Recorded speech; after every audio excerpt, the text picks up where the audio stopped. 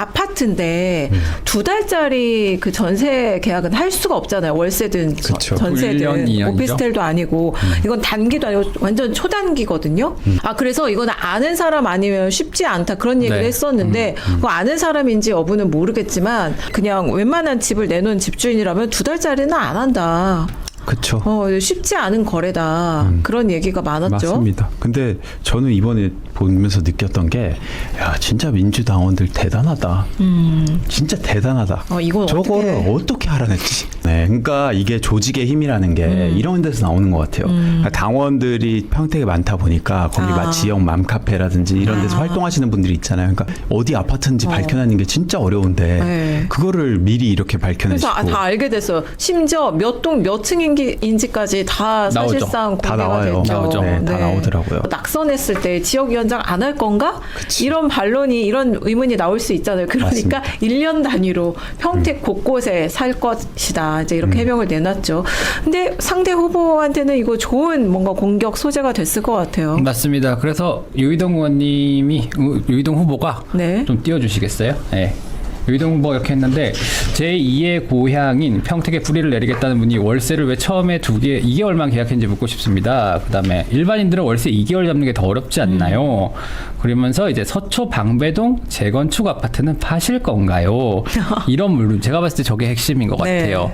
1년씩? 1년씩 옮겨 다니겠다라고 조국 대표가 얘기를 했잖아요. 그러면 서울에 있는 아파트는 어떻게 할 것이냐. 네. 뭐 이런 질문에 네. 대한 답변도 좀 해야 되지 않을까라는 생각이 들고. 네, 지금 이게 가장 핫한 이슈가 됐습니다. 조국 후보는 경기도 평택을 국회의원 재선거에 출마하면서 평택으로 전입 신고를 했습니다. 그리고 이렇게 말을 했지요. 선거를 위해 잠시 머무르는 것이 아니라 평택에 뿌리 내리고 평택의 일상을 함께 살아가기 위해 주소지를 옮겼다라고 말입니다. 가족과 함께 전입 신고를 한 것도 평택에서의 삶이 일시적이지 않다는 약속이라고 했습니다. 말은 참 좋습니다. 뿌리 내리겠다, 일상을 함께하겠다, 일시적이지 않다. 근데 바로 여기서 문제가 시작됩니다. 최근 조국 후보가 평택에서 처음 맺은 임대차 계약이 2개월짜리 월세 계약 아니냐, 이런 의혹이 제기됐습니다. 녹취록에서도 출연자들은 바로 이슈 전파사에서도 출연자들은 국토교통부 실거래가 공개 시스템상 이 아파트의 전월세 내역을 언급하면서 처음에 2달로 계약한 것은 맞다라는 취지로 이야기를 나눴습니다. 이어서 같은 물건에 대해서 당일 다시 1년 계약으로 바뀐 것으로 보인다는 설명도 나옵니다.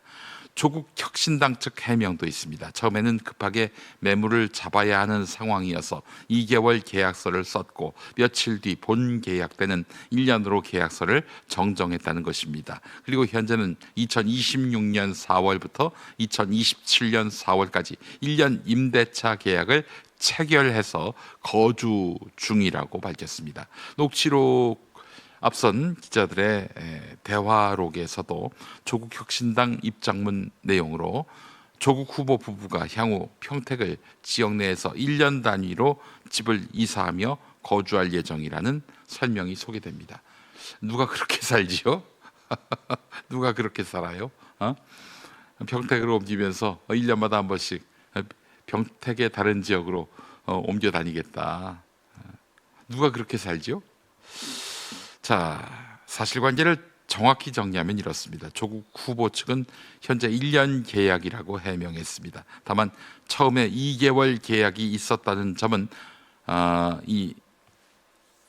부정되지 않습니다. 그리고 논란이 커지니까 1년 단위로 평택 곳곳을 옮겨 다니며 살겠다, 이런 취지의 설명이 나왔습니다. 누가 그렇게 살지요? 누가 그렇게 살아요? 또 왜 처음부터 그렇게 복잡하게 했습니까? 평택에 뿌리 내리겠다고 했습니다. 일시적이지 않은 삶의 어떤 약속이라고 했습니다. 그런데 처음 계약이 2개월이었다면 국민이 의아해하는 것은 당연합니다. 물론 급하게 매물을 구할 수 있습니다. 선거 일정상 서둘러야 했을 수도 있습니다. 전세 물건이 마땅치 않았을 수도 있습니다. 기사를 보니까 평택 지역에서 전세를 구하기 쉽지 않다는 이야기가 있다고 전해졌고 한국일보 이슈 전파사는 현지 부동산 상황도 언급했습니다. 자, 근데 문제는 부동산 실무가 아닙니다. 문제는 정치적 언어입니다. 급하게 매물을 잡았다는 설명과 평택에 뿌리 내리겠다는 선언은 너무나 다른 결의 말입니다. 정치인이 잠시 주소를 옮겼다라고 말했다면 논란은 작았을 것입니다. 선거를 준비하기 위해 평택에 거주지를 마련했다라고 했다면 이해할 수 있습니다. 그런데 스스로 논란을 키웠습니다. 뿌리 내리겠다고 했어요. 일시적이지 않다고 했어요. 제2의 고향이라는 말까지 했습니다. 그렇게 말해놓고 처음 나온 것이 2개월 계약이었다면 국민이 이게 뿌리 내린다는 것이냐, 선거용 거점 아니냐 이렇게 묻는 것은 정당합니다. 더 이해하기 어려운 것은 그 다음 해명입니다. 조국혁신당은 평택 곳곳을 알기 위해 1년 단위로 이사하며 살겠다는 취지로 설명했습니다. 누가 그렇게 살아요? 누가 그렇게 사냐고요? 무슨 해명을 해도 좀 납득이 될 해명을 해야지. 그걸 믿으라고 하는 얘기입니까? 지역을 이해하려면 주민을 만나면 됩니다. 시장에 가고 공장에 가고 버스 앞에 가고 출근길 버스 정류장에 서면 됩니다. 교통 문제, 교육 문제, 주거 문제, 산업단지 문제, 신도시와 구도심 격차 문제를 붙들고 주민과 토론하면 됩니다. 그런데 1년 단위로 집을 옮겨 다니겠다고 하면 그것이 곧 지역에 뿌리 내리는 일입니까? 제 아는 선배 한 분이 예전에 기독교 TV로 이직을 했는데 이제 이직에 앞서서 입사 면접을 할 때 물어봤어요. 심사위원이 성경이 몇 권입니까? 그러니까 신구약 성경 합쳐서 66권 아닙니까? 그걸 물어본 건데 이 선배는 2권입니다라고 얘기한 거예요. 신약 구약에서 2권? 아닙니다. 이 선배가 이야기하고자 했던 것은 원래 1권 있었는데 이번에 기독교 TV 들어오려고 또 1권 샀습니다. 이 얘기였어요. 야, 정말 레전드급 개그 아닙니까? 네. 또 보는 것 같습니다. 뿌리는 내리는 것이지 순회하는 것이 아닙니다. 정착은 선언하는 것이지 투어 코스처럼 설계하는 것이 아닙니다. 지역 주민의 삶은 정치인의 이미지 관리를 위한 체험 프로그램이 아닙니다. 조국 후보 측은 평택 구석구석 시민 애로사항을 해결하기 위한 것이라고 설명할 수 있습니다. 그러나 그 설명은 오히려 이상합니다. 국회의원 후보가 시민의 애로사항을 해결하려면 현장에 가면 됩니다. 민원을 듣고 자료를 보고 예산을 따지고 행정을 압박하면 됩니다. 굳이 매년 이사해야 지역을 알 수 있다는 논리는 국민 상식과 거리가 멉니다. 여러분, 국회의원은요 그 지역구 안 살아도 돼요.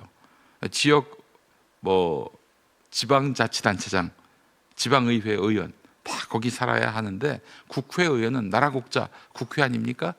백령도 살아도 제주도 출마할 수 있고 제주도 살아도 울릉도 출마할 수가 있는 거예요. 조국 후보가 받아야 할 비판은 분명합니다. 말을 너무 크게 했습니다. 전입신고와 월세 계약을 두고 뿌리 내림이라는 표현을 썼어요. 그러나 처음 계약이 2개월이었다는 점이 드러나자 그 말의 진정성이 흔들렸습니다. 또 해명이 더욱 복잡해졌습니다. 처음 2개월, 이후에는 1년 정정, 그리고 앞으로는 1년 단위로 평택 안에서 계속 이사하겠다. 이 설명을 듣는 국민 입장에서는 의문이 더 커집니다. 정말 오래 살겠다는 것인가? 아니면 논란을 피하기 위해서 새로운 논리를 만든 것인가?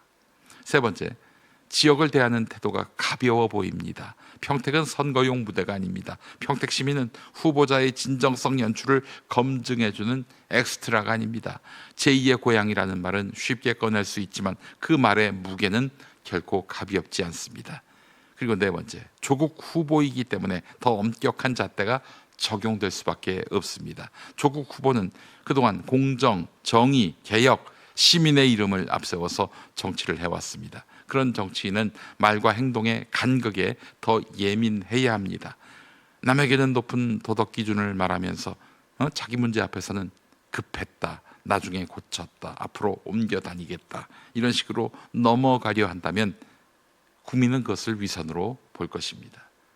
김용남 후보가 이에 대해서 물고 늘어지지 않지요. 사람의 품격입니다. 그게. 만약 이게 김용남 후보의 일이라면 조국혁신당 가만히 있었겠습니까? 이 사안을 지금까지 드러난 것만으로 불법으로 단정할 수는 없습니다. 국회의원 후보가 말씀드린 대로 반드시 그 지역에 집을 사야 하는 것도 아닙니다. 월세로 사는 것 자체가 문제인 것도 아닙니다. 1년 계약 자체가 법적으로 문제라는 말도 아닙니다. 하지만 정치는 법조문만으로 평가받지 않습니다. 정치는 신뢰로 평가받습니다. 정치는 말의 책임으로 평가받습니다.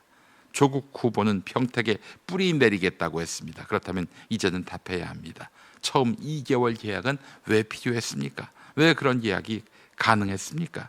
언제 어떤 경위로 1년 계약으로 정정했습니까? 그리고 정말 평택에 오래 살겠다는 것인지 아니면 선거를 위한 거주 형식인지 분명히 밝혀야 할 것입니다. 평택은 조국 후보에게 삶의 터전입니까? 아니면 선거의 발판입니까? 이 질문에 답하지 못한다면 뿌리 내리겠다는 말은 공허한 구호에 불과합니다. 제2의 고향이라는 표현은 선거용 레토릭이 됩니다. 평택의 일상을 함께하겠다는 약속은 눈 가리고 아웅인 정치 이벤트일 것입니다. 정치는 말의 예술이 아니라 책임의 영역입니다. 지금 조국 후보에게 필요한 것은 아름다운 말이 아니라 국민이 납득할 수 있는 책임 있는 설명입니다. 적어도 이 선거에서 이길 수는 없더라도 위선의 아이콘이라는 그 너울은 벗어야 하지 않겠습니까? 근데 이게 뭡니까?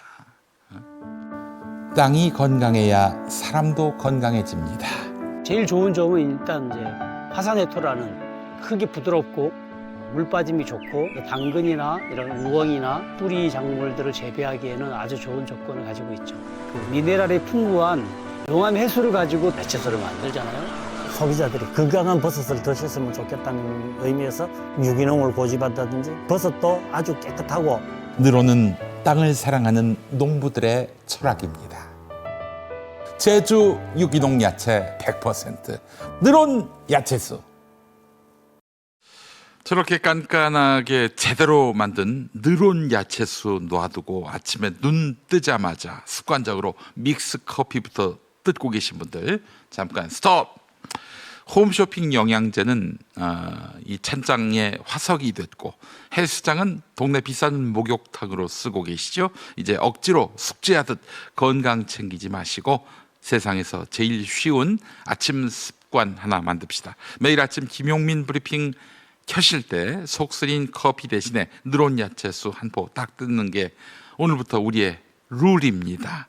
장담하건대 딱 한 달 뒤면 몸 가벼운 게 다르다. 할인 더 안 하는가? 무조건 난리가 날 겁니다. 처음부터 욕심내지 마시고 가볍게 딱 한 박스만 시작해 보십시오. 하루 1,800원이면 하루 종일 속이 편안합니다. 지금 바로 검색창에 늘온 야채수를 검색하시거나 고정 댓글 링크를 클릭해 주시기 바랍니다. 내일 아침 브리핑은 늘온 한 포 뜯으면서 함께 나누시죠.